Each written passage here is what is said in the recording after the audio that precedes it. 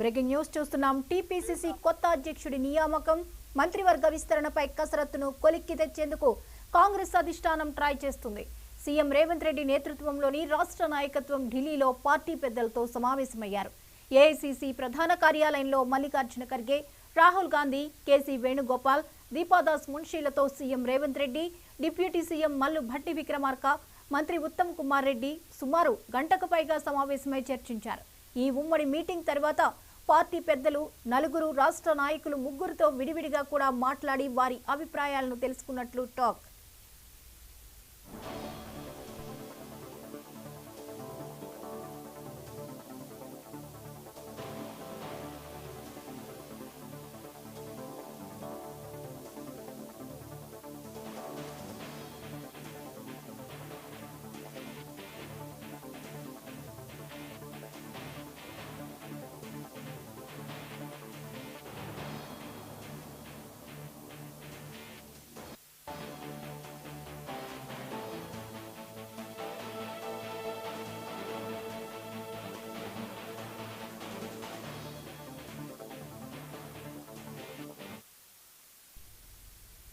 కాగా పీసీసీ అధ్యక్షుడిగా క్రియాశీలకంగా ఉండే వ్యక్తిని నియమించాలని రాష్ట్ర నాయకత్వం కోరినట్లు సమాచారం.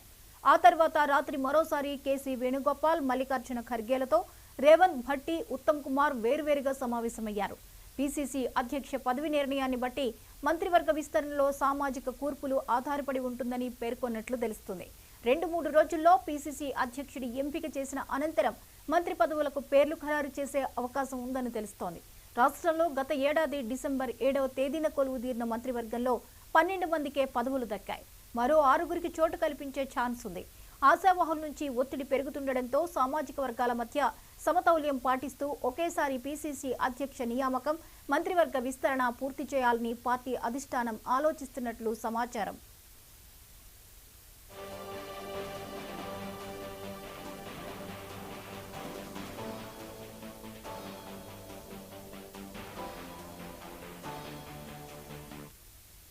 ఇక పీసీసీ అధ్యక్ష పదవికి బీసీ సామాజిక వర్గం నుంచి ప్రస్తుత వర్కింగ్ ప్రెసిడెంట్ మహేష్ కుమార్ గౌడ్, మాజీ ఎంపీ మధుయాష్కి గౌడ్, ఎస్పీ సామాజిక వర్గం నుంచి మాజీ ఎమ్మెల్యే సంపత్ కుమార్, ధర్మపురి ఎమ్మెల్యే అడ్లూరి లక్ష్మణ్ కుమార్, ఎస్టీల నుంచి ఎంపీ పోరిక బలరాం నాయకుల పేర్లను తెలంగాణ కాంగ్రెస్ నాయకులు ప్రతిపాదించినట్లు తెలుస్తోంది.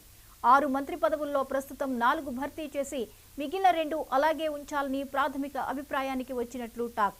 ఈ 4 పదవులకు ఎమ్మెల్యేలు పి సుదర్శన్ రెడ్డి, కొక్కిరాల ప్రేమ్ సాగర్ రావు, వాకిటి శ్రీహరి, మల్రెడ్డి రంగారెడ్డి, బీర్ల ఐలయ్యలు పేర్లు వినబడుతున్నాయి.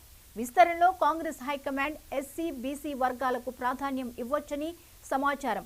ఓబీసీల్లో బలమైన సామాజిక వర్గాలుగా గుర్తింపు పొందిన ముదిరాజ్, యాదవ సామాజిక వర్గాలతో పాటు ఎస్టీల నుంచి లంబాడాల్లో ఒకరికి, ఎస్సీల నుంచి మరొకరికి ఛాన్స్ ఇవ్వబోతున్నట్లు తెలుస్తోంది. ఈ అంశంపై మరిన్ని అప్డేట్స్ ని రీజనల్ కోఆర్డినేటర్ రాజ్ కుమార్ అందిస్తారు. రాజ్ కుమార్, చెప్పండి, పీసీసీ అధ్యక్ష పదవికి ఎవరు ఎన్నిక కాబోతున్నారు అన్న ఉత్కంఠకి తెరపడే ఛాన్సెస్ ఉన్నాయా?